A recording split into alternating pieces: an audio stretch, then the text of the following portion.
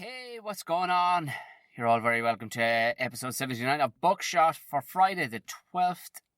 Is it the fuck? Yeah, it is the 12th of... By Jesus Christ, lads. It's the 12th of October, 2018. Howden the Jizz First, out the gate. You'll probably notice that I'm back recording on the other little device, the other Zoom H2, simply because I'm up to me bollocks. And I'm quite literally parked about 100 yards up the road from the International Comedy Club, where I'm performing this evening, or last night, as per you'll hear this, and I'm performing tonight, actually, and tomorrow night. Twice.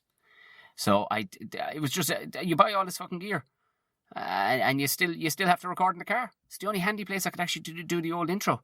But I do want to apologise, because I've been getting the odd message, like, lads are loving, fair play, like, and this is Patreon people too, who slung a couple of dollars at the old cause. The new sound gear, it's been very quiet, too quiet. So I think that's down to two things, right? So bear with me. I think it's down to two things. Now, I recorded today's episode on Tuesday. So the knowing of what's going on with the new gear. See, this is what we're doing, lads. This is what we're doing. You appreciate the fact that I don't know fuck all about tech and all the rest of it. I know how to talk and all the rest of it.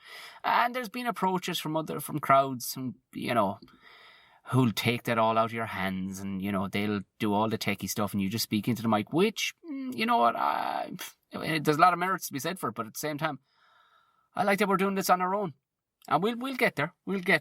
I think it's two factors. I think, one, I have the settings slightly wrong, but two, I wasn't getting the guest, like Jerry. People fucking love Jerry anyway, but I wasn't getting him to hold it to his fucking mouth right, you know what I mean, because these mics, they're what they call dynamic mics. Here, sure, listen to me, like I know what I'm fucking talking about.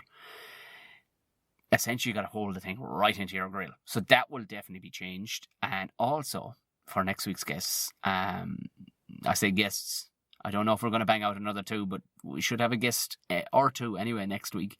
But I'm meeting with the man himself, who's basically those conspiracy guys, fucking legend, Gordon Rochford, Gordo.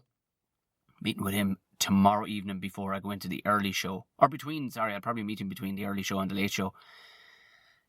We'll sit down somewhere quiet, and he's going to talk me through the fucking do's and don'ts and what the settings need to be for podcast recording, because he knows the gear intimately. Well, not intimately. This sounds like he fucking rode the oak.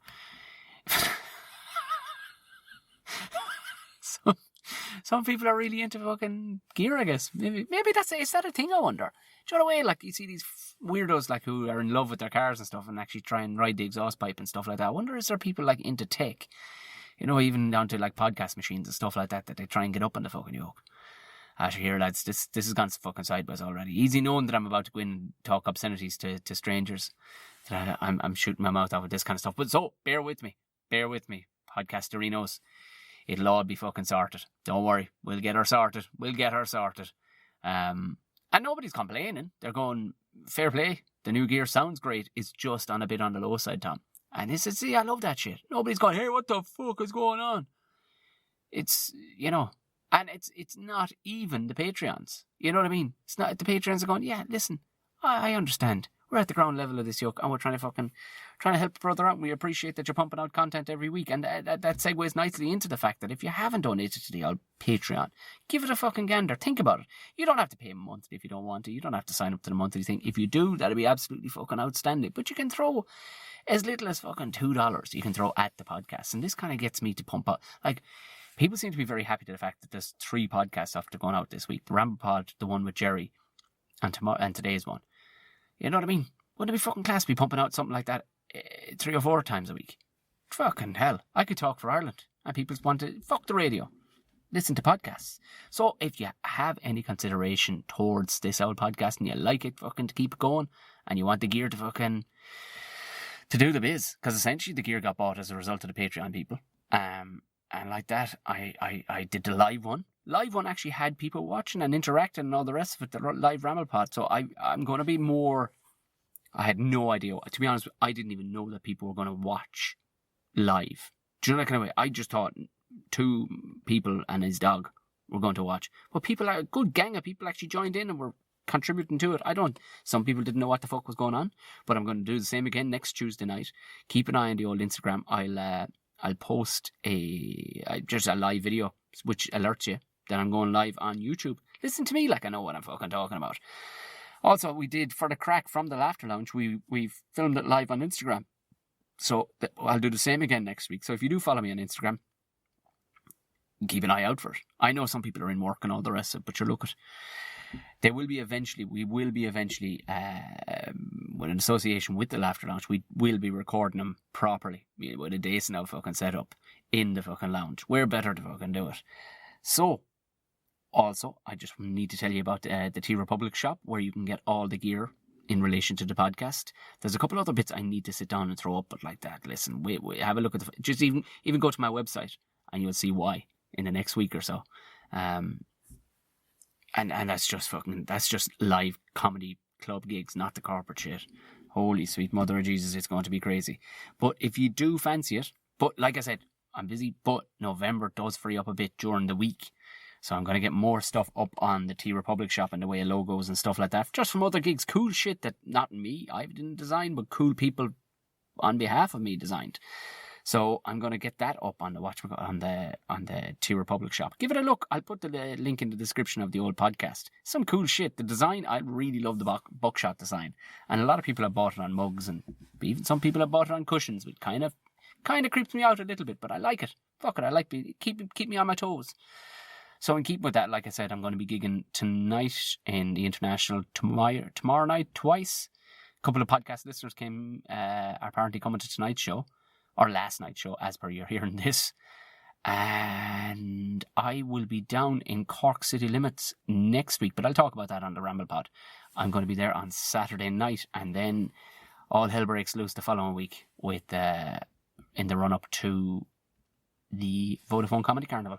I'm going to be in every province, so there'll be no excuses if you want to pop along. Like that, I'll put the link in the description again, but go to Tom O'Mahony /gigs if you want to give it a fucking gander. I had some people on to me asking why I didn't talk about the Khabib and Conor fight. 'Cause I don't give that much of a bollocks. Who gives a fuck? Bunch of lads started lashing the heads off each other at a competition where people lash the head off each other. So what? He tried to fuck a trolley through a fucking bus window.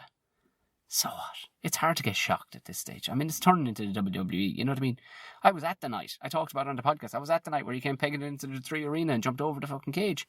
If I ever have him on the podcast, I'll bring it up. So that's all I have to say about that. Now, I do need the help from the podcast arenas. Anybody out west, I told you I'm going cooking a big ass barbecue for like 60 or 70 people over the weekend of the Vodafone Comedy Carnival, which is like the 26th through the 29th, I think. And I need to get my hands on a good sized charcoal barbecue. Any of the fucking catering crowd I'm talking to, it's only fucking gas. I don't want, it will come down and I'll do it in gas, but I don't want to do it in gas. So if anybody knows of a big ass barbecue we can hire for half a fucking day, major shout out on the podcast, a whole lot. We'll fucking pay for it too. So if anybody knows of a charcoal barbecue renting company out west, i.e. especially in Galway. Did I just say Galway like a fucking American? Apologies to any of the American listeners, but that's wrong. So, like I said, anybody knows of a charcoal barbecue that can be hired, a decent size one, a good size fucking one now, that can be hired for the day, really. For Saturday the 27th. Myself and Phil Jupitus are going to be cooking up a fucking storm. I'd be greatly appreciated. Please hit up the old fucking podcast. You enjoyed the Jerry one. Fair play to you. You enjoyed the Jerry one. It was a good one. I talked a bit more about holidays, but I have plenty more to talk about on the old Ramble Pod next week. People enjoyed the old flutes out story and tits and fucking fannies all over the fucking place, and my poor all shocked to everything. People immediately were going, when the fuck is the Tom and Jerry show coming back? It will be coming back. I promise you it will be coming back. I know I have the episodes on file. So to the Patreon customers, to the Patreon people, if you want to listen back, I'm going to put them up only for the Patreon people. I'm going to put up the Tom and Jerry show podcast, all the episodes. But like I said, it'll only be available to the Patreon folk. And there you have it. Today's guest. Jesus, I waffled on for a long time there, nearly 11 minutes. Today's guest. I was telling you he was a big enough name, and he didn't disappoint. We recorded over in Galway. in the Maldron Hotel. Anybody followed again on the Instagram stories, you had a fair idea. I hired out a fucking room and everything, lads. Cheap as chips, but it was fucking well worth it. He's an absolute legend. I've worked with him a few times on kind of corporate stuff like that, hosting and things like that. We never really got into a good conversation, bits and pieces, but I knew he'd be good fucking crack. And he's fantastic value for money. Holy shit, like, just, the man, we could have had a 4-hour conversation. He's done it all. He's done it all. He pulled us out of the fucking dark ages when we were in the dark ages when it came to rugby. But just a very fucking interesting fella. We had some light-hearted stuff as well, but very informative stuff. So even if you're not into rugby, you're going to enjoy this one. If you're not into sport, you'll still... It gives a good insight into how a fella can revolutionise a fucking thing. You know what I mean? So for now, enjoy the very brilliant Eddie O'Sullivan.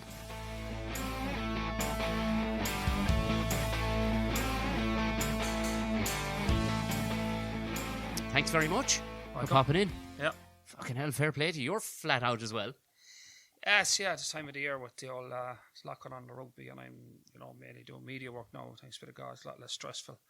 But yeah, it's kept going, and kind of you're busy around the weekends, like you're flying around the weekends, and then during the week you get to take a breath, and off you go again then. But I love it, like, it's great crack. Are you with you're with Air Sport now?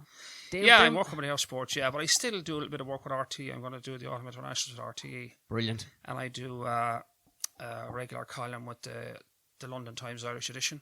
Yeah. Comes out every Monday. And like in busy times, maybe coming up to the All Blacks, you might do 2 columns a week, Okay, nice. Yeah, it's good. It's good because I kind of come at a different angle. Like, I don't do match reports, like, because there's, like, and the interesting for me is probably more than interesting, it's kind of trickier, is that we'll say, like, I did a piece, we'll say on the Leinster-Munster game on the weekend, but my piece is for Monday, so like that's beaten to death on Sunday in all the papers. So I've come up with another angle on it, which is great. Makes you think around the thing, makes you step back a bit, and I kind of look at it from a coach's perspective. But so it makes for me an interesting way to go about it. I'm not doing a match report, or I'm not. Everyone knows what happened in the game. Yeah. So when you read my piece on Monday, you're trying to find out stuff that maybe didn't cross your mind. So and that's my challenge. Yeah, but I suppose you're going to be appreciated nearly more because there's times when you're kind of reading, and I won't name them, but you're kind of going, well, I appreciate what you're saying there, but what the fuck would you know about it, like? Well, I think of course, the whole newspaper, mainstream media stuff is all over the shop, like, because I don't know anyone under the age of 40 buys a newspaper anymore. Yeah. That's a problem for the newspapers. So, and then, of course, everyone's a publisher, like, as we know. You can be publisher overnight, and Twitter is the greatest. We're publishing right here. Yeah, and Twitter is the greatest publication of all time. Oh, yeah. So, but what I think is the danger is, like, people want to know something they didn't know. That when they started out the piece, like, and the thing about match reports is, like, people read match reports because they might glean something bit of extra information, but, like, the score, who scored, when they scored. Yeah. Like, you don't read match reports to find out what happened in the game. You use Sky Plus or something to find that out.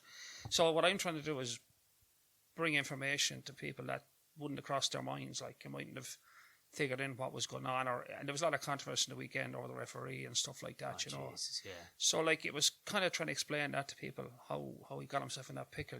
I wouldn't read the match report because I've watched the match or whatever, but I am a total nerd that ESPN now will actually put up all the stats within. Yeah. And that's you can drown in stats as well. You can, and like, again, stats are. I'm a stats guy, like, but I'd be very cautious that, like, you can make people's heads explode with too much information. Well, sure, the weekend, if you read the stats, you think Munster won. Yeah. They did everything but with the scoreboard. They got more tries, they had more possession, more territory. But, and the refereeing thing was a, like, big talking point. And he's a particular referee. He's a penchant for getting himself in tight spots as a referee, and before the game, I hope he doesn't have one of his days, but unfortunately, I was wrong, And is there a platform where you say from your time, like, what is there a platform where you can turn around and go, here, I need to have a word with this fella, like, or are you only drawing more trouble on yourself? Like, you can have a word in a sense with him after. You can ask him what he was thinking.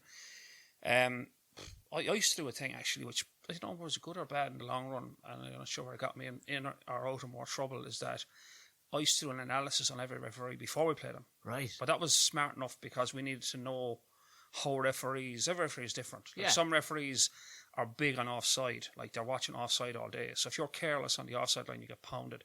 Other referees are big on players not rolling away at the ruck, So you get to know the referee's style. Yeah. They're only small things, but like 3 points in front of the post in the last minute is a big thing when it happens. So you're always trying to manage the referee, and we used to have meetings with referees, but they were kind of a waste of time because everyone said the same thing every week and they did something else on the field. But what I used to do afterwards, which was kind of, I don't know if coaches do it, I used to do it anyway, for good or for bad, is I used to do an analysis of the referee. Yeah. Now, it wasn't just like, oh, he missed this or he made that mistake. I would actually, my video analyst would analyse the game. We'd go through it and we'd say the things he did well. Yeah. And then we'd say the things he thought he didn't do well, or if we had questions, and I used to send them off to the head of refereeing, like the time was Paddy O'Brien. Oh yeah, yeah. I'm sure he used to hate to see my name in his inbox, but in fairness, it was good because like I would say the referee did a really good job at the ruck. I'm really happy with that. And is there anything that you could add to that to make us better at it? Like, you're trying to get better. The key about you want to go out every week and get in the wrong side of a referee, like that's a bad outcome for you. Yeah, yeah. And he's never wrong. So the sooner you realise that, the better. But then I would say, like, there was a call there. Can you explain what the thinking was there, or could it have been the other way around? And you usually get feedback saying, oh yeah, the referee made a mistake there. He should have called it the other way. Not going to change it. Yeah. But I don't know if it was a good or a bad thing, but I used to always do that after every test game. Same in America. So I think it might have helped in that referees knew when they refereed your team that you were kind of keeping a close eye on what was going on, And I think for that reason, for Ireland, like, we had a huge reputation for years as an Irish rugby team of being offside and killing the ball at the ruck. That was a kind of our MO. We were like a 15-man wrecking crew. Irish rugby was a bit like that, and we used to just tear into teams and upset them, and if we got them on the run, we'd beat them, Which in the professional game isn't going to fly. It kind of makes you just a slugger of a strategic than that. But and I remember back in the day, and it was a perception rather than a reality, but it was a perception that we liked the rain as well. If England came to road, we look out, hope it's raining. Like, those days are long, long gone, thanks be to God. But one of the problems with it at early days, like in the early noughties, that referees had a headset that Ireland were spoilers. They were killing the ball at the ruck and they were offside every chance they got. It wasn't that it was just in the back of their heads, and you tended to pick up penalties, Yeah. And I found engagement referees and basically doing your homework and giving feedback and pounding the players for doing stupid stuff, like that we were able to get our penalty counts way down, and referees then changed our headset, and they saw us as a team who were trying to play and not spoil. Yeah. That was a very subtle but very important thing for us, and like our penalty rates dropped in the noughties down to like 6-7 penalties a game, which is pretty good. If you can stay under 10, if you get into double figures, you're in trouble. But I remember in a couple of games we were down to 4, and even now, like Ireland, they went through a period there in the last couple of years. They've been down to 4 and 5 penalties a game, because that's obviously Joe Schmidt's big on that as well. Yes, yeah. So it's partly the coach's job, partly the player's job, partly the referee's job. But it's everybody having a good headset of what's going on. But I think the whole thinking on Ireland now is the team that tries to play. They're not out spoiling or killing the ball or offside. And we had that kind of like give a dog a bad name tag for years.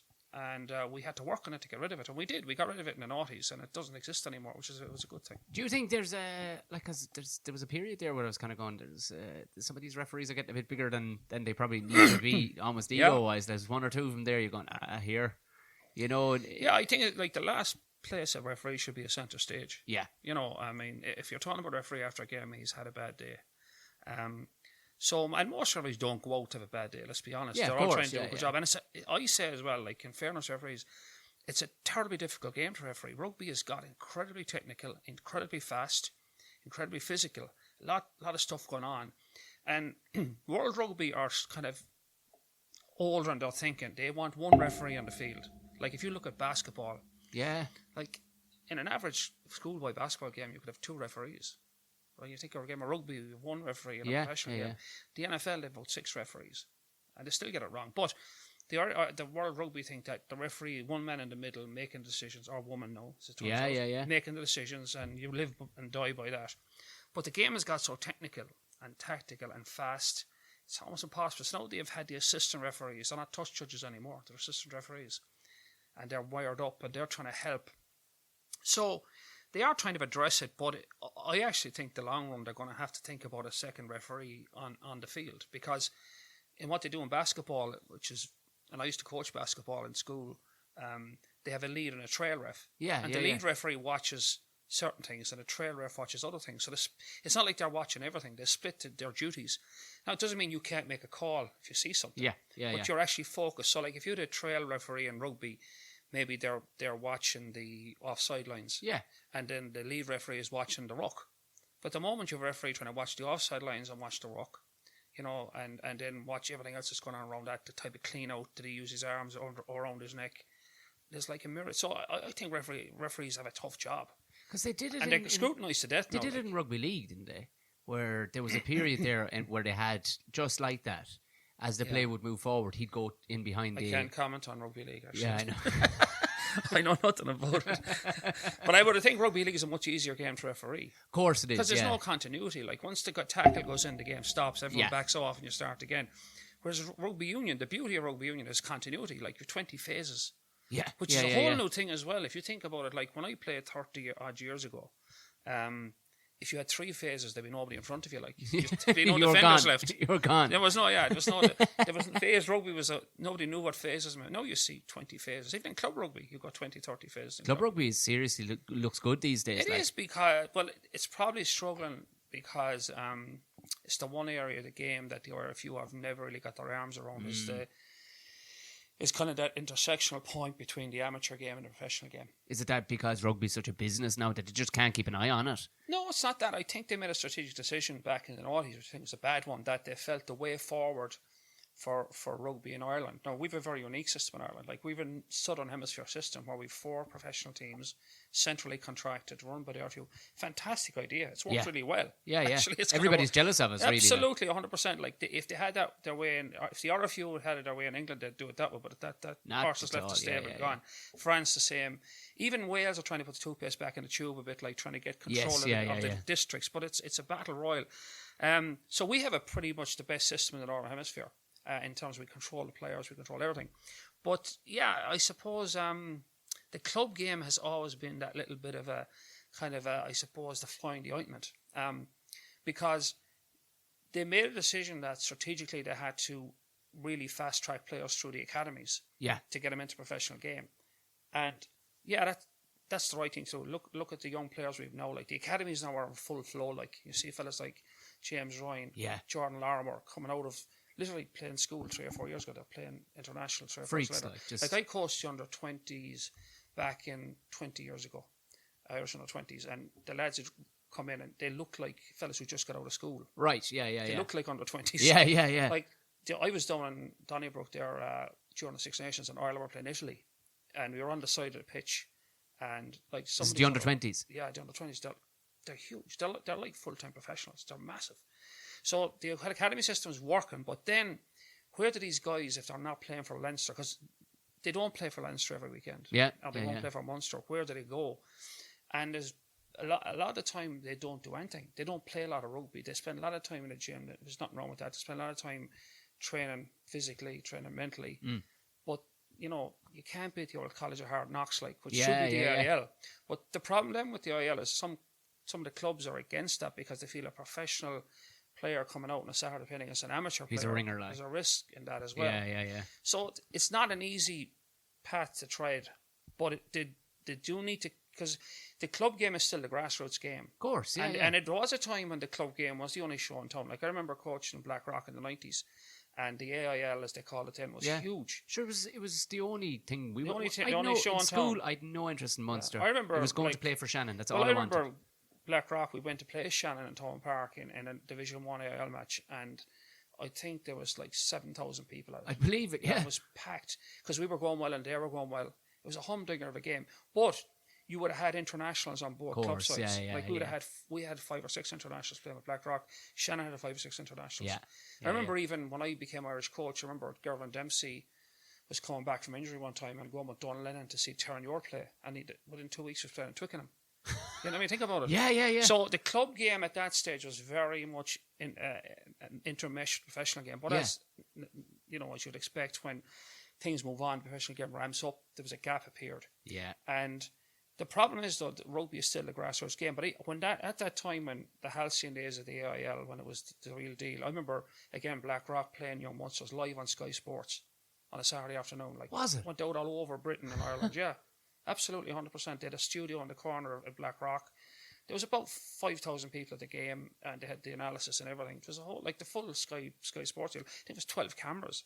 Jesus. Yeah, it was unreal. I mean, you had all the Sky Sports production team, and they came in on a Tuesday and they did pre-match interviews with everybody. It's a whole production, like they still do. But that was an AIL match. Yes, right. But that's back, I think it's definitely bones of 23 or 44 years ago. Right. But, so like, the clubs then, when the game moved professionally to the provinces, the clubs hung in there and tried to make it work, but basically it was a slow decline. And so a lot of clubs got into financial trouble. Of course, yeah. They couldn't sustain what they were at. And then the club game now, and let's be honest, the money went to the professional game, and so did the punters. Yeah. You know, and the reality of it is that, look, like you take the team with the best support in Europe is Leinster. They have the most supporters. Like, best way, be careful how I say that. But most supporters, because it's a capital city and they've got a huge support base. But if you would say into Aviva for the Leinster game, there was 40-something thousand people. 46,000. How many of those people have seen a club match? Not. Come here. Have you sat amongst some of the dickheads that'll be at it? Because a lot of it is to say you're at it. They have no identity other than Leinster. No, there's nothing wrong with that. But that means the club game, like, is kind of melting away. Yeah. And as well, you have the people who play the club game now are usually young fellas just out of school. Yeah. Some of them on the path, I think they might get into an academy. Some of them playing, but it's for the fun of it. Yeah. There's this kind of like, I was involved with Old Belvedere last year, and it's a fantastic club, really, and great. I know some of the guys in the club, because I with a coach, some are played with some of them, and they're fantastic guys. And this club itself is very well run, and the players, great bunch of lads. But rugby is a pastime. Like, fellas come and say, look, I can't play next weekend. I got tickets to the Red Hot Chili Peppers, you know. And there you go. What do you do? What do you do? And I've got to go. I won't be training for the next 2 weeks. So I'm going off skiing. You know, stuff happens, or you know, and some of the Alec-Adoos find it frustrating because they're probably more committed than some of the players. Of course, it's a big part of their life. It's a whole social dimension. But like, that's rugby. Now, some clubs take it a bit more seriously than that. Yeah. Like, you know, and they are the teams that are at the top of Division 1A. You know, like the Cork Cons or the Lansdownes, or, you know, like they're clubs that are there. But you'd find with them then that they probably have a core of players who've come out of a very good schools program. Yes, or fellas who were playing professionally before and then went out of professionals but wanted to play on the club. Yeah. And that standard's pretty good. But it's tough going for clubs. It's very hard, kind of every year, kind of stay competitive, you know, and you're still, all the work they put in, you're getting 150, 200 people to a game. Yeah.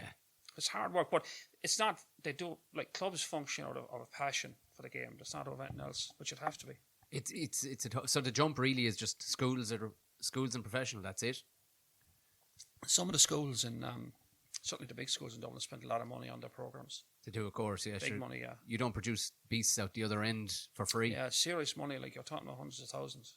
Jesus Christ. But to jump back, because we only found out because we were on a hosting thing during the European Cup last year, and by pure fluke, in another lifetime, you could have been a school teacher of mine.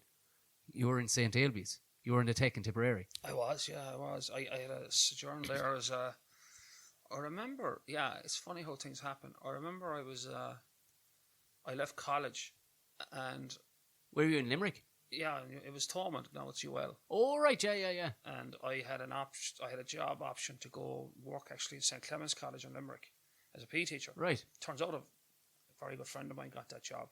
But I turned it down because I was very friendly with Tony Ward, and he was opening a sports shop in Limerick. Oh, yeah, and he'd had opened, and then he was opening a gym over. So he asked me would I manage a gym, because I was very interested in strength and conditioning at that time as well. I mean, I did the strength and conditioning. Was anybody interested? Well, you must have been one of the few lads who were thinking I was that way. I did strength and conditioning for the Irish rugby team, the 91 World Cup. Right. That's long before your time was actually coming in as coach. Yeah, it was because back then, like, it was convincing guys to lift weights because they all thought that to make them slower. Like, amazingly, they thought lifting weights would make you slower. Right. And the other myth was that when you stop training, all the muscle turn into fat. Oh yeah. They were actually, those things were believed. Like people tell you, you'll get too strong, you won't be able to run fast. You get muscle bound is a great one. Oh, muscle, yeah. It's insane. Now you're only going back 30 years. That's how far behind. But anyway, I was to run that gym, and between the jigs and the reels, anyway, it didn't work out, and I was kind of at a loose end, and I got a part-time job in vocational school in Tiptown. So I spent 6 months there teaching. Right. Yeah. What was Tiptown like back in the 80s? It's a good town. It was great fun there, actually. Yeah. Was it? It was a young staff. We used to go out and enjoy ourselves a good bit. So it was a good place to cut my teeth. With great crack. Yeah, I remember we the teacher, I think he would have been there around your time too, Donny Cullen. I know, I remember Donny well, yeah. And Donny, Donny would straight out, Donny allowed us to call him Donny. Do you know what I mean? He was that way inclined, but at the same time you felt if you mouthed it off at Donny, you might get a crack in the jaw. He didn't carry himself like the other teachers. You know, he carried himself like a bloke. You know, but it was a good school in the sense that it was full of energy. It was a young staff in it, and obviously, I enjoyed it there. But then I couldn't. There was a full-time job going there, but there was all sorts of complications back then. The Department of Education with a car test, this exam to teach in a vocational school, it was an Irish exam to teach you to do, and of course, I hadn't it done, Yeah. What would you do an Irish exam you didn't have to do? When you were in college, who would be mad enough to take a day out to do an Irish exam that you didn't have to do? So anyway, you went then from, what was your first coaching gig that you coached? Oh, yeah, I was playing rugby in Garryowen at the time. You were fly half, were you? Well, I was a winger, really. Were you? Well, I was a fly half right through growing up playing in Youghal. I played underage in Youghal. I never played schools rugby. Right. I club rugby. I went to CBS in Youghal, and they didn't have any rugby. It was like GA school, yeah. In fact, I got banned once when I was a kid. Did you? I played a soccer match on a Sunday in Lismore. I was under 12s. And I came in the next day into school, and I was brought into the principal's office. And the principal said to me, he said, "Did you play a soccer match yesterday for Youghal?" I said, "I did. It was down in Lismore." I was all happy. He says, "I have bad news for you. You're banned from the school leagues." What? Yeah, I was banned from the school leagues. For playing soccer? Playing soccer on a Sunday. I was banned on Monday. The old ban was still in vogue then. Cutthroat of... But I remember we started a rugby team when I was in 6th year in the Tech, because our principal at the time was driven, and he moved on when I was in 6th year, and Quinny came in and trained us. Yeah.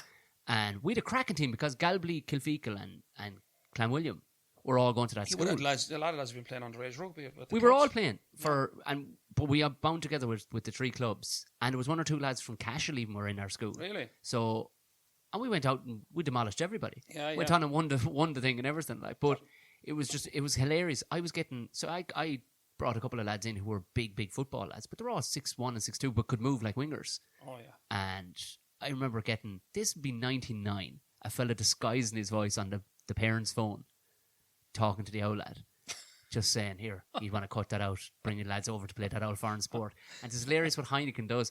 2 years later, them same fellas are all experts in rugby then, you know what I mean? That's, even I remember one of my first coaching gig was I was playing with Garryowen, and I was on the Munster squad, and I was at home. I was living where I'm living now in County Galway, out in Moylock, and was a knock at the door one night, and the fellow said, "I got Pádraig McGann, who's a famous Monavea rugby guy. He's been involved in Monavea rugby for years, great guy. And he had a mini rugby program going up in Monavea, and he says to me, "Would you help me out with a bit of coaching?" And I said, "When is it?" And he says, "Saturday mornings, And I said, I'm playing in Limerick, but it used to work out that if we had a home game in Garryowen, I could get down in time after mini rugby." Right. And I remember my first day, I arrived up there, and at the time, they were grand pitch now, but back then they were up a hill. So the pitch was like a golf course, it was up and down.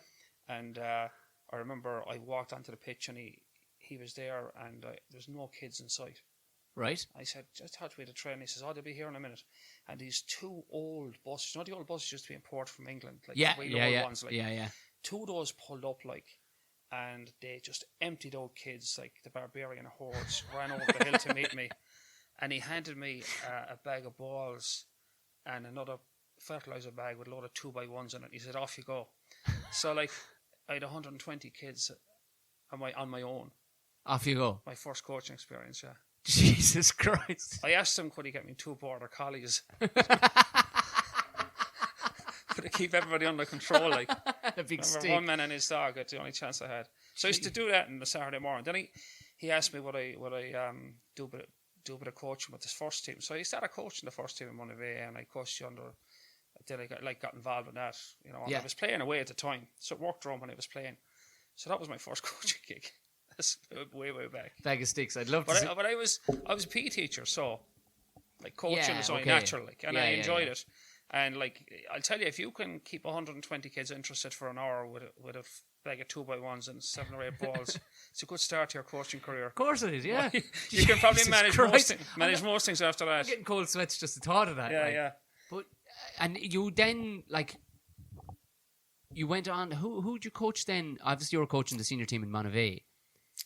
Was it that you just started getting interest, started looking for jobs, or was it here, Eddie? Well, it's funny. I was playing and I was coaching a bit of this, a bit of that, like, and the coaching, like, the playing was amateur and the coaching was amateur. Everything was amateur, but it was kept me busy. So around 1988, I was asked to help out with a Munster branch coaching course. Right. So the word had spread. I was doing a bit of coaching, like, by, you know, rugby's a small community, and I was invited to help out the annual Munster branch coaching course for coaches. So I went down to that, and I remember Tommy Kiernan was at it. He was the president at the time, and I knew Tommy because, like, I'd play with Gary Owen, and he was involved in the cons. He knew me, and he came to me after the coaching course. He said, "There's a job going on the RFU." He said, "Would you be interested in it?" Lovely. And so I said, "Well, I don't know, but like I'm teaching that." So long story short, I interviewed for a job, a development officer, and I was able to get a career break from teaching. So that was 1988. Very good. I took a career break down from teaching, and I was a development officer. There was 4 of us at the time. There was a fellow called John Murphy had already there. There was a fellow called Declan O'Leary. I was Willie Anderson and myself. Willie, yeah. And I had kind of Sligo down to Nina and into Limerick. That was my region. Yeah, because I remember Johnny Lacey was a big help, because when he because obviously all the clan boys were going there. You got a car and a bag of balls and ruckman bags and markers, and off you went. You went to schools and clubs, and you were working with coaches and players and kids, like, and it was flat out, like, it was great crack. Brilliant. And 3 years doing that, like. And you went 91 then, you strength and conditioning coach for the Ireland team. Well, when I was with the RFU that time as a development officer, I was very interested in strength and conditioning. Yeah. And that time, the whole weights thing was starting, you know, like, people, like, what happened to that triggered the whole thing was that in 1987 the All Blacks won the first World Cup. Yes. At a canter. They beat the tar out of everybody because they were so much stronger, faster, fitter, and that started a whole revolution in the game. Even though the game was still amateur. Yeah. Everyone's trying to catch up. So I was working for the RFU. I actually wrote a book for them on strength and conditioning for beginners. Right. It was given out to all the clubs. And then Kieran Fitzgerald was the under-20s coach at the time with Johnny Maloney, and he asked me to help him. I was a development officer, help him out with as that time, the under-20s as strength and conditioning coach. And I said, yeah, sure, because I was working for the union anyway. It wasn't no biggie. And then when Fitzy became the Irish coach in 1990, he asked me to do that as well. So I ended up doing strength and conditioning for the 1991 World Cup. That was the famous one where Gordon Hamilton scored against Australia. We thought we'd beaten Australia, and then they came back and beat us the last play of the game, you know. How did America come about then? Yeah, I left the RFU and I went to, in 1991, the RFU didn't have a really good, I would say at the time, career pathway. Right. They were afraid that myself and fellas like Willie Anderson and myself would get too old to be on the pitch and they'd be stuck with us, you know. It was, yeah, literally. Like that, we wouldn't be able, like, we'd get these fellas be too old to go out on a wet pitch, and we'd be stuck, like, we'd be like civil servants, like, foosting around the office. And they didn't have a plan, really. So I got George Hook came into my life then, because he'd been coaching Connacht. This is the most amazing. Yeah, he'd been coaching. Put you and George Hook together, like. Well, in 1989, he was assistant coach to Connacht when they played the All Blacks. He wasn't a head coach; he was assistant coach. And George had been in America for a few years before that, foosting around doing a bit of coaching. And so that was 1991, and George was coaching Connacht, and he was coaching over in London Irish as well. Like, he was doing two things, like. George, yeah. Okay. And. He what he wanted to do is he Blackrock College School needed, there was a problem there, is they needed kind of someone to restructure their coaching within the Willow Park and the senior school. Yeah. And they also, a lot of the players were leaving the school and not going to Blackrock Club. So Okay, trying to build a conduit. So the idea was that I would go in and do some coaching in the club and the school. Yeah. And so I did that in 91. I started working in the school and the club. I was assistant in the club, and I was trying to organise, particularly Willow Park. They had like loads of kids, and what happened there was like a lot of the religious schools, the coaches were priests. Yeah. And they'd all got to their 70s and 80s. Yeah. So there was like a 70-year-old or an 80-year-old coach with 100 kids running around them, like, so they needed something. So I restructured all that, which was not too difficult. What I did is I basically did a coaching manual, which is skills-based. Yeah. And then I got all the former SCT players that were in UCD. Right. Came down and we paid them a few bob to coach for an hour or so. They were able to take the kids and break them into groups. Right, and the priest then was only able to oversee it. He wasn't trying to coach 100 kids. He was only overseeing it. Fair enough, yeah. So it kind of set up that system in the school. And I helped in the senior school. I didn't get any control in the senior school. That was more politically difficult. Right, yeah. But I was involved with the SCT a little bit and the JCT. Yeah.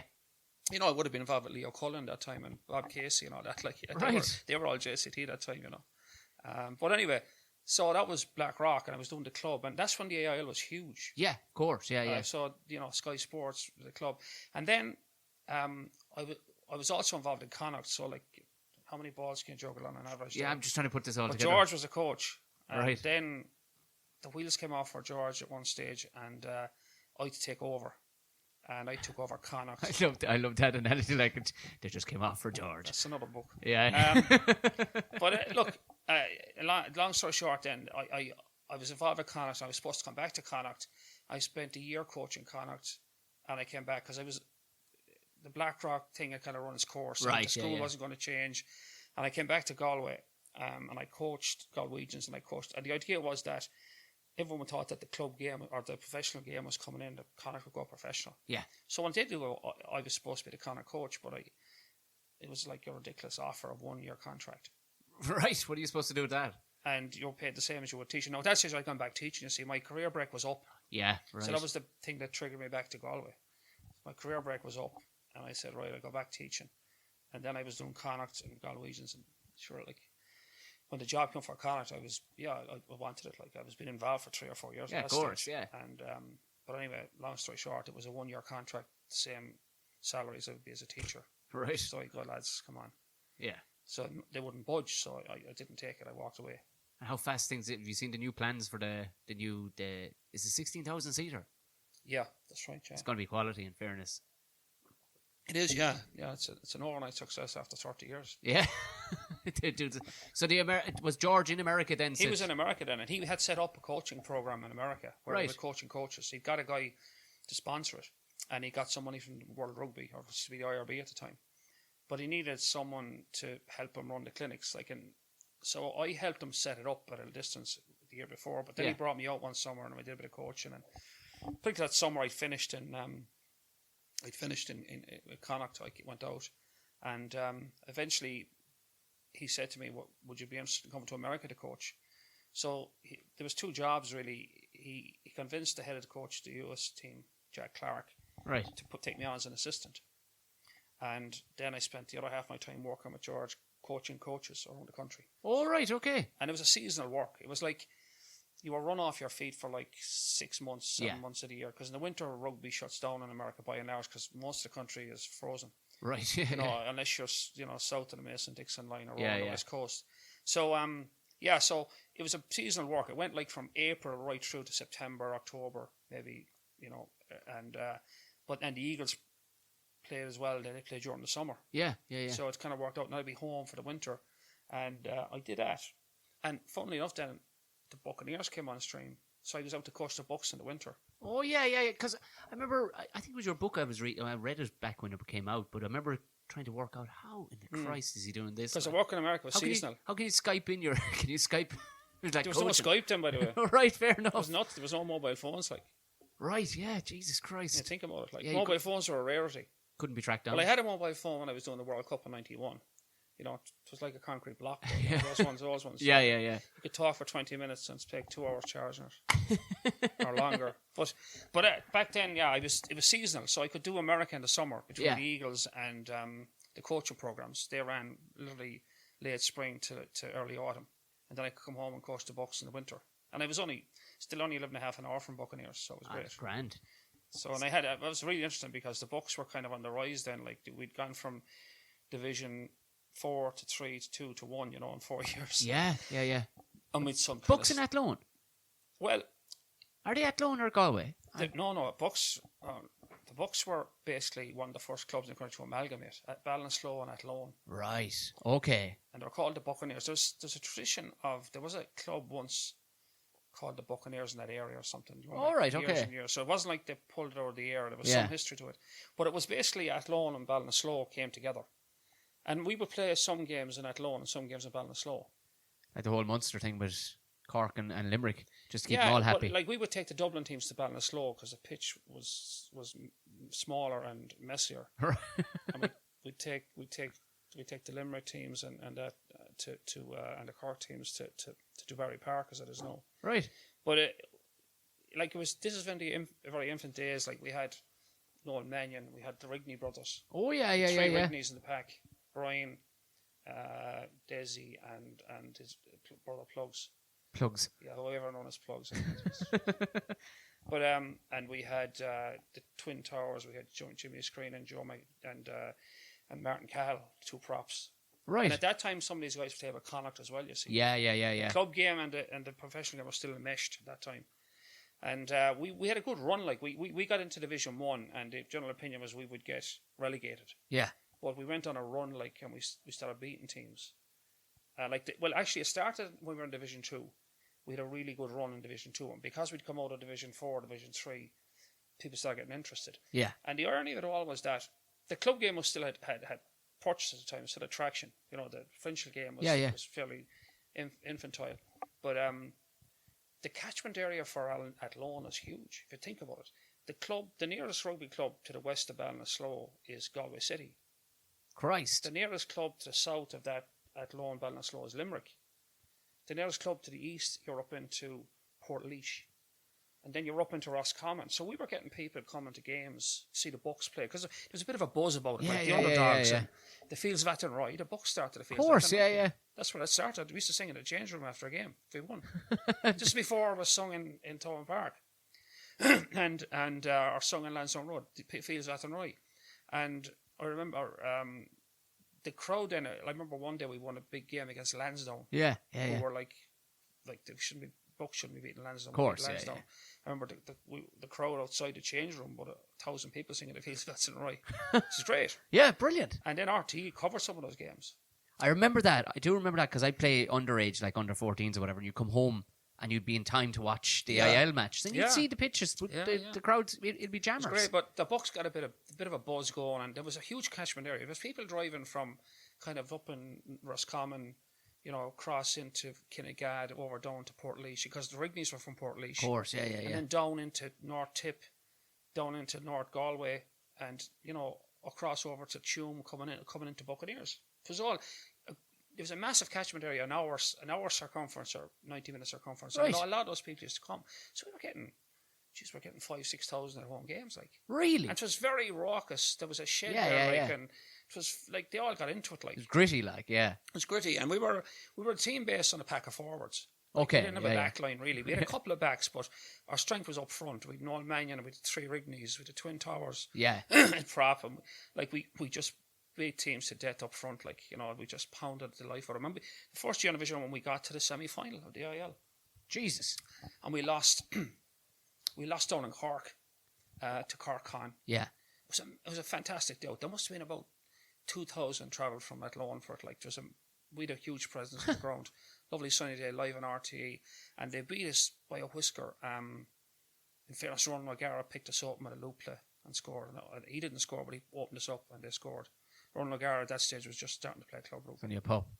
And what was George like to work alongside? We got on very well. We were kind of yin and yang, Yeah. George was big picture. I was detailed. Okay. He was the car salesman. I was the mechanic. I was just thinking he used car salesman style. I think. So we worked well, and we got on well together, and we used to bang heads at times and that, but. Like anything else, you're working with someone, you're never going to agree with them all the time. And in America, it it was pretty much hell for leather. Like, you're on the road a lot, like, and he didn't like we were in Colorado Springs. The officers, he didn't like Colorado Springs. He used to stay more up in Pittsburgh or up in Providence, Rhode Island. All right, okay. And I would be in Colorado Springs. So, like, it was a fair bit of traveling. Like, I mean, the air miles was crazy. And they come the Ireland job then. I mean, you kind of pulled us out of the dark ages, really. There, like, I mean, was that do you put it down as your strength and conditioning knowledge? No, it wasn't really. I learned a lot in America about coaching. Right, okay. Because, like, coaching in rugby is a relatively new thing. Like, there was a time when, like, there was one coach for one team and that was it. Right, yeah, they yeah. did everything. But there wasn't a lot to do anyway, so, like, it's worked out pretty well. And even when I was assistant coach for Ireland, yeah, we really had two coaches. Myself and head coach. Warren Gatlin was head coach. I was assistant coach. Yeah, yeah. We used to bring in a guy to do a bit of kicking, but that was it. So the game was changing. I learned in America that, like, the key to upskilling players professionally was giving as much support as you could, and you need specialist coaches, specialist medics. That the whole infrastructure around the team is crucial, and also how to analyze opposition, break them down.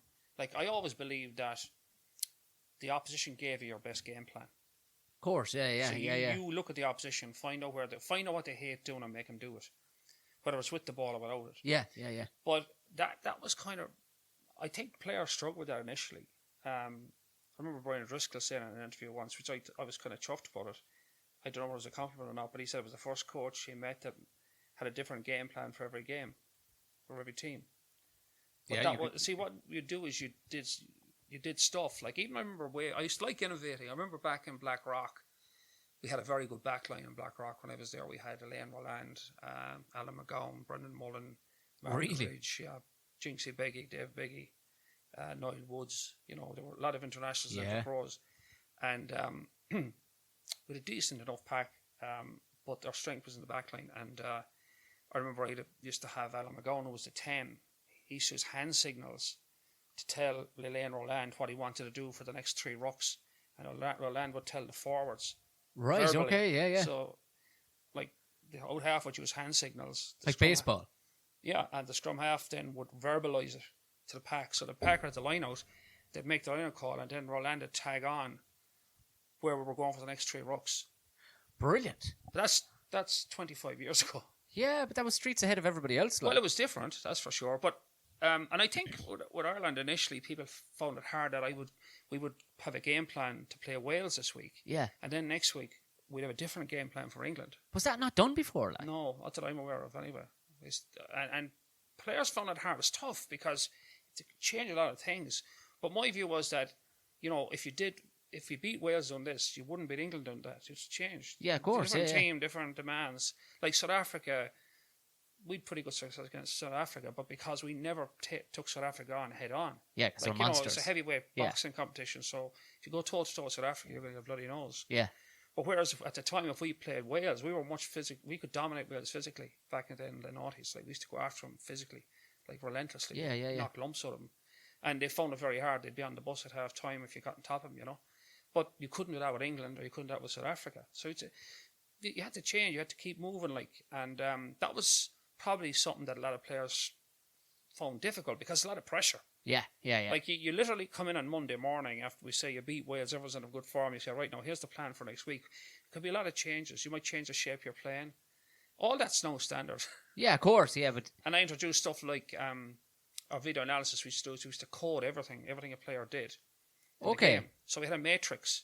Yeah. After the game of all their moments in the game, and then they would that matrix would tell you what kind of a game, how many tackles you made, how many carries. This is pre-GPS, like, was it? Oh yeah, way before GPS. So essentially, it was the precursor to GPS. Yeah, it would tell you exactly what you did every moment you had a game, whether you were on a ruck and what you did in the ruck, what part you played. Were you to clean out, the combat, the firewall? Did you your carry? Did you win the collision, lose the collision?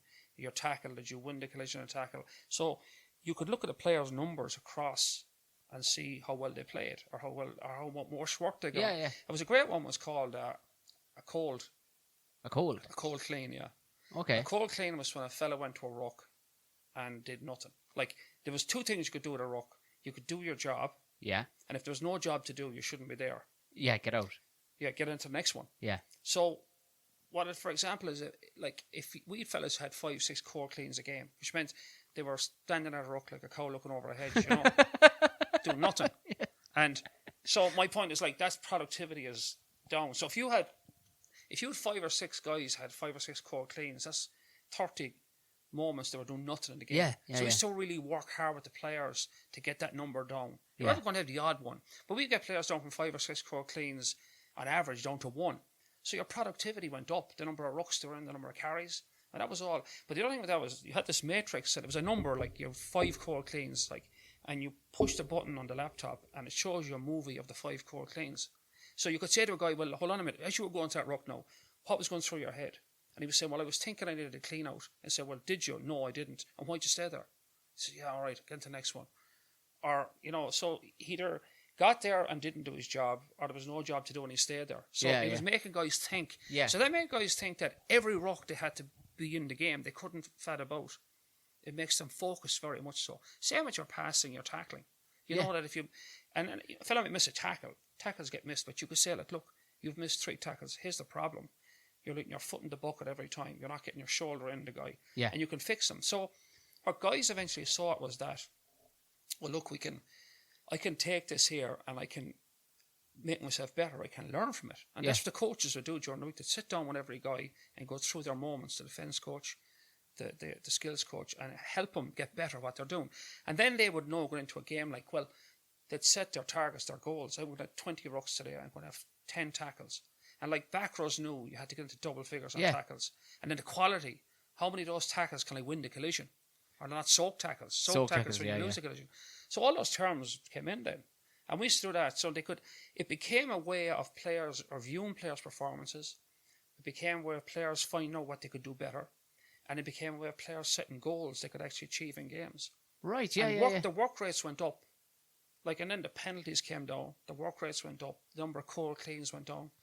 And suddenly productivity is up. And you felt like someone like Donald Callahan used to... I remember one day he ran around with his hair on fire and he hit 30 rucks, like. It's insane. But 30 rucks? Yeah, but he knew he'd hit 25 the previous game and he wanted to beat 25. Oh, that's great. Yeah, I suppose for fellas who want to beat numbers. But if you're 15 fellas thinking like that, something good's going to happen. Yeah, of course. Nothing bad's going to happen. So that's... We started doing that. And fellas then realised that this is not the coach spying on you. This is the coach trying to make you better. Yeah, of course. It flips. It took him a while for fellas to say, you know what, yeah, of course, if I miss a tackle, I'm going to get seen. But that's not the point. The point is, how did you miss a tackle or why did you miss it? So how can we fix that so you don't miss another one? Because, by the way, the better you get at this, the better you play. The better you play, the more you're on the team. The more you're on the team, the bigger contract you could argue. Yeah, of course. Yeah. So I suppose there hadn't been those... So lads were just running around as mad as frogs before that, really. You know, I mean, they were just given a... Well, there was really no evaluation. Like there was a general... Like the other one was, you might say to him, like, back in the day, you might say, I thought you played badly. And he said, well, I thought I played well. Yeah, so there was an argument there. It was a matter of opinion. Well, it's a matter of opinion. If it's written down in numbers and it's on a video, there's no... It is what it is. Yeah. And that's good because you're actually putting a metric on a performance, which in any business you have to do. Oh, of course, yeah. You know, if you were producing widgets in a factory, you'd have to do it. Yeah. So why is it different on a rugby field? It's a business. And when you went to what was the Lions tour like? Because you were with... Was there any crack in that to be had at all? No. I just got a feeling from even the small bits of footage you saw of you. It's like, this isn't like, Eddie's bag at all. Like. It was like slow root canal surgery without the anaesthetic.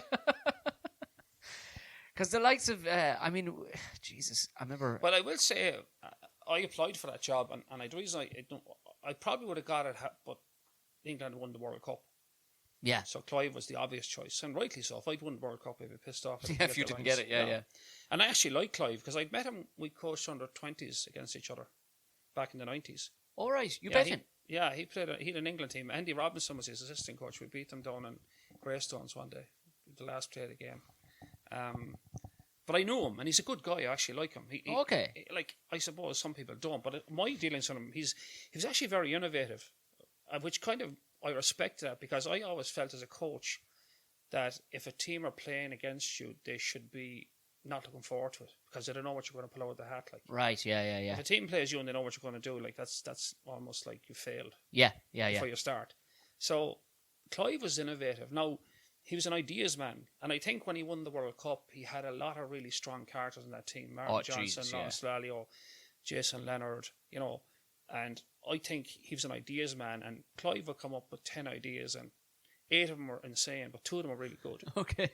And you needed someone as a filter. Yeah. And that worked very well. I mean, they were the best team in the world when they won the World Cup. No doubt about it. Yeah, they were like, and that was like, in fairness to him, like he nearly got shot after the World Cup in '99 because they got knocked out. They got knocked out with a lot of drop goals by South Africa. Yeah. Can't plan for that. But anyway, he got a chance and he took it, and they were the best team, and he plotted. And again, he took a lot of stuff out of America. Like, he's specialist kicking coach, specialist defence coach. You know, he's ahead of his time. But the Lions tour, I think what happened is that there was kind of no filter from, and his principles were good. He knew that the previous Lions tour in 2001 was a bit of a mess because they hadn't enough players on the tour. Yes, yeah. And like one of the players and the 2001 tour was on holidays in South Africa, in Australia. Yeah. And ended up sitting on the bench for the last test. Like, yeah. I mean, think about it. Mental. Absolutely mental. But Graham Henry was the coach on that tour, and he wanted to keep it very small and very tight. In fact, I was supposed to go on that tour as a kind of a coach to the Wednesday team. Okay, yeah. And it was Donal Lennon's idea, because Donal knew me from working with Ireland. Yeah. And Henry wouldn't have it. All right. So they went out without a Wednesday coach. And that tour fractured completely. Like, you had Austin Healy went off the deep end, and there was all, like, and it all melted. Matt Dawson as well, Matt Dawson as well. Because they felt the Wednesday team were just, like, left to their own devices. The Shags. So in fairness to Woodward, he was trying to address that. He was trying to address the shortage of players, so nobody is taking their holidays on the beach to sit on the bench for a test game, and that the Wednesday side were catered for. Yeah. So that's why we ended up with 44 players, which isn't a bad idea.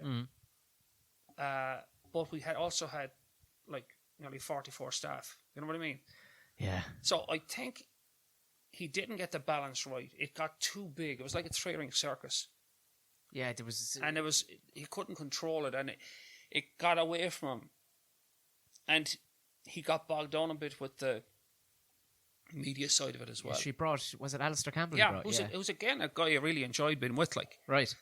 Very smart guy, but he was a fish out of water. Like, I mean, firstly, the rugby media hated him because he was a political guy. So that was off the bat. He was not liked, and he's a very nice fella actually. I really enjoyed. I spent a bit of time with him, beer, and have a chat, and I'd still keep the odd in touch with him. You know, he's a good guy, but he was off on the wrong foot because he was a political guy. Yeah. And then I thought that the British media at that stage had enough of Clive, and they were actually gunning for him. So his own media were out to get him as well. Yeah. So like once things started going wrong, it was all in. Like, but someone said to me, "When did you realise that the Lions tour was beginning to circle the pan?" And I said, "In the Vale of Glamorgan before we left." Shite. Exactly. Really? Because it was so unwieldy. Like, it was so unwieldy. It was all over the place. There was too many players, too many staff. The whole thing, like, it was just. I knew what he was trying to do, but it got away from him. Yeah. He needed something in the middle. And I think, to be fair, I was talking to Johnny Feehan there at a charity the other night. Now, John was the CEO of the Lions.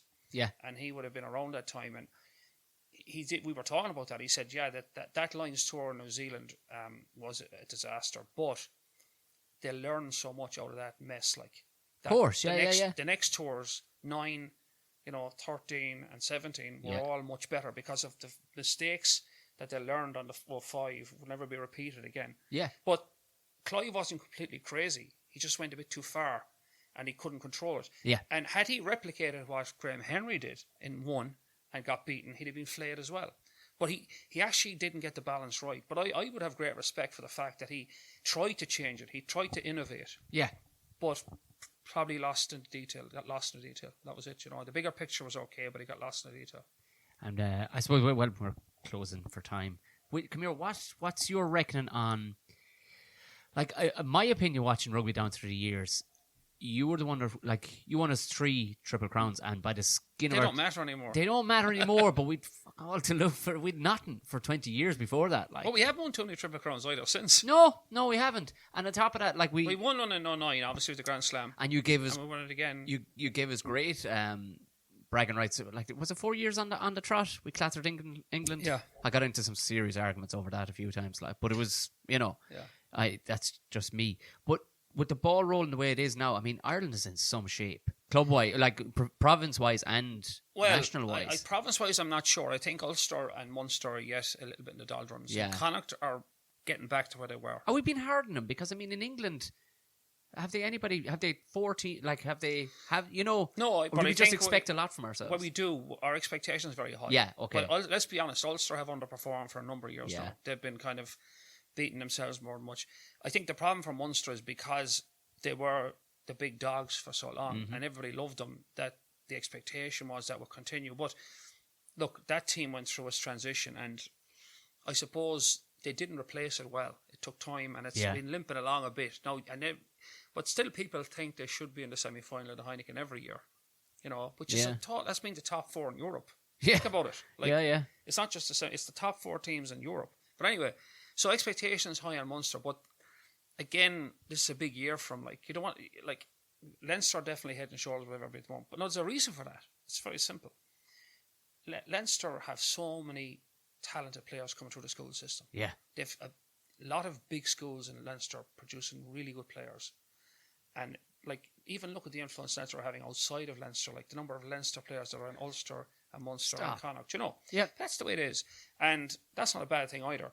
So I think that the provinces are doing pretty well. Leinster are top of the pile, no question about it. But that sort of depth and talent has a knock-on effect with the Irish team. Yeah, of course. Like Joe Schmidt, to his credit, he's a brilliant coach, but what he learned from the last World Cup is that lack of depth hurt him. Yeah. So now if you look at where he is now, this is why reason to be optimistic. Yeah. I went through the Irish squad there, and I would say in every position there's nearly 4 players now. Scrum half? I haven't finished the sentence. Sorry. Bar. Right? Scrum half is actually okay. Yeah. Because Conor Murray's the best in the world. Yes. So you're not going to have the second best in the world. Of course, yeah, right? Yeah. But the 3 boys in behind him, like Marmion, McGrath, and Cooney, are very good players. Yeah. Sexton is the kingpin. Obviously, Carberry is next man up. And I thought Ross Byrne was outstanding last week. He was class. Yeah. He was class. So, I think Joey's feeling like kind of a cold breeze around him at the moment after last Saturday because Byrne delivered. Yeah. Now, the only position that is really, really exposed him is fullback. Yeah. There's no number 2 fullback. Yeah. And Rob Kearney, who I've huge time for, is a fantastic player, has a penchant for hamstring injuries. Yeah. And is he 33 now, is he? Yeah, but he's had a litany of injuries. Yeah. I think some of them he's had over 20 hamstring injuries. And it's a nightmare injury. It can go any time. Yeah. And the problem with Kearney for a number of years when he didn't hit the straps, people were giving out of him, is that he never had a run of games. Yeah. When he gets a run of games, I thought he was outstanding in the last year of Six Nations when we won the Grand Slam. He was outstanding. Unreal, yeah. But if Rob goes down, there are obvious replacements like Andrew Conway or Jordan Larmour, but they have to play there every week at a high level under pressure. Yeah. And that's the one fly in the ointment. But hey, I used to go into World Cups and it was more than one fly. So, so a bag of flies. I mean, I know you could never even dream of opening the gates, but have you seen what Zebo is doing in France at the minute? I just think that's a bad policy, cutting these guys out. Do you? I really do. I think Ian Madigan's a fantastic 10. Yeah, he's a class 10. I've always been a huge admirer of his. He's not the finished product, but that's what coaches are supposed to do. Yeah.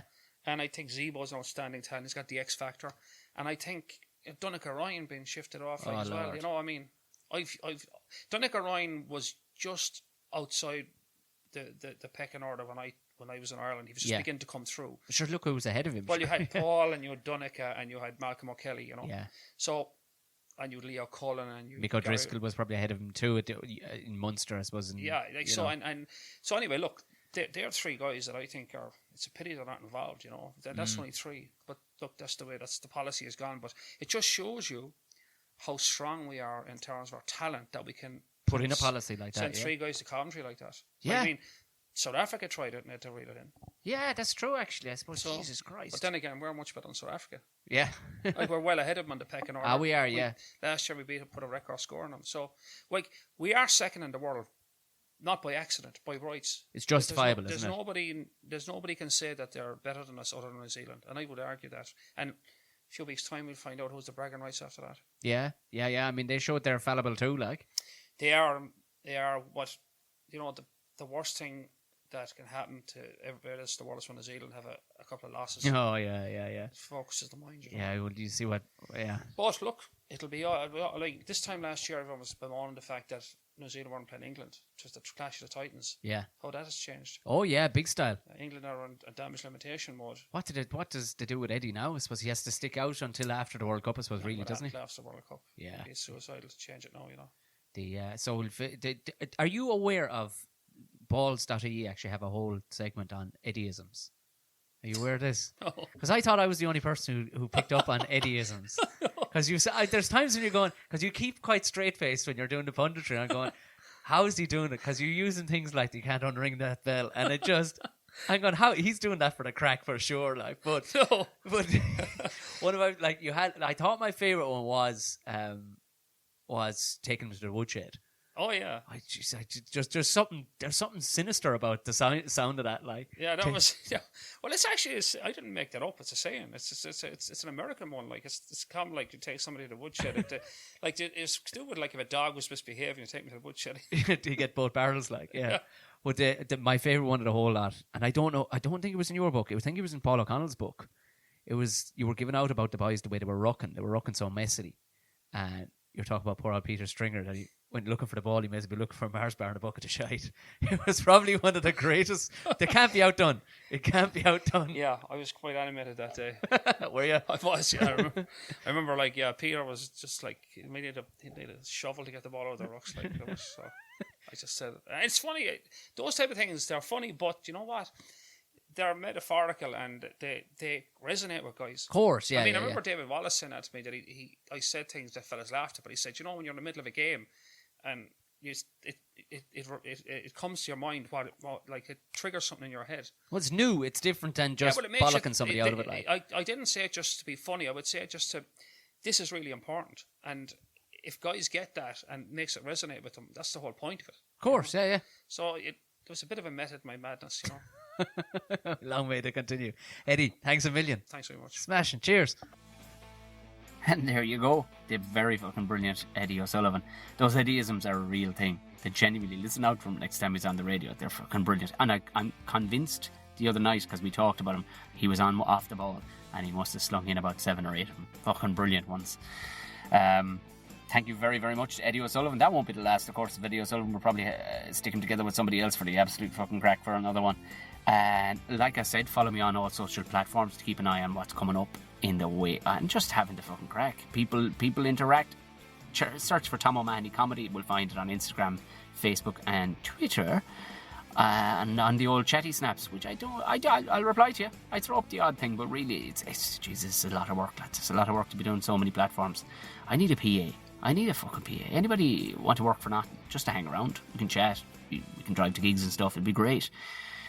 But I am on the chatty snaps, on Tom Bear O'Mahony is the name there. If you want to hit me up, I'll reply. Anybody is a testament to that.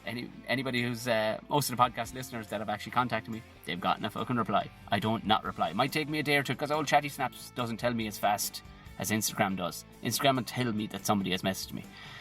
Fucking chatty snaps is it's a fucking mystery to me. Like I said, have a gander for the gigs on the website at tommahony.com/gigs. What else have I to tell you about? Also, thank you very much once more time to all the Patreon people. I will have the sound absolutely tickety-boo. That probably blew the fucking ears off you there already. Tickety-boo for next week. So, I mean, obviously my apologies, but look, it would seem nobody's looking for an apology. You're a sound bunch of bastards. Now, do you know what you do? Go on away and have a fucking smashing weekend.